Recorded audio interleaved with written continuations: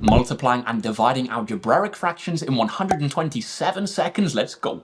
This is a super tricky question, guys, but don't worry, we're going to make it clear. Let's have a look. It asks us to work out and fully simplify 2x plus 6 over x squared plus 6x plus 8 multiplied by x squared plus 7x plus 12 over x plus 3. What are we going to do? 3 steps. Step number 1, we're going to fully factorize everything. Step number 2, we're going to combine our fractions. Step number 3, we're going to cancel out our common factors. Let me show you what I mean. So first step, we're going to fully factorize everything. First of all, this 2x plus 6, what are we going to get? Well, we can factorize this, pulling out a common factor of 2. So we can write this as 2 multiplied by x plus 3. What about the denominator? Here we have a quadratic. So we're going to need to find two numbers which multiply to give 8 and add to give 6. That's going to be 4 and 2. So we can write this as x plus 4 multiplied by x plus 2. Now copy down our times by sign right over our fraction. Now we have a quadratic up here on the top right to factorize two numbers which multiply to give 12 and add to give 7 this time. That's going to be 4 and 3. So we can write this as x plus 4,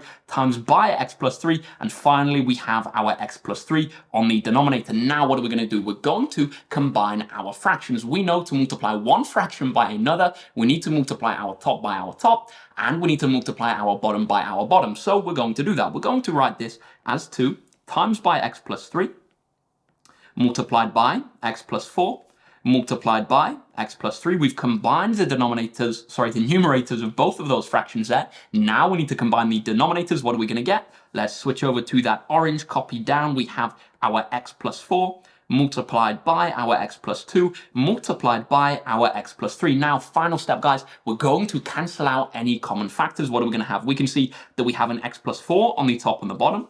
We also have an x plus 3 on the top and the bottom, so we can cancel those out. And we see that we don't have any more common factors, so now all we have to do is copy down what we have left over. On the top, we're going to have 2 multiplied by x plus 3, and on the bottom, we're going to have our x plus 2, and that, guys, is going to be our final answer. That one was quick and a little bit of a mouthful. I just want to quickly add that in the case of dividing, we would do exactly the same thing. What would be the difference? So the difference would be that instead of multiplying our top by our top and our bottom by our bottom, we would have to use our keep, flip, change. So we would keep the first fraction, flip the times for a divide, and then swap the numerator and the denominator of the second fraction. Then we can multiply as with this one.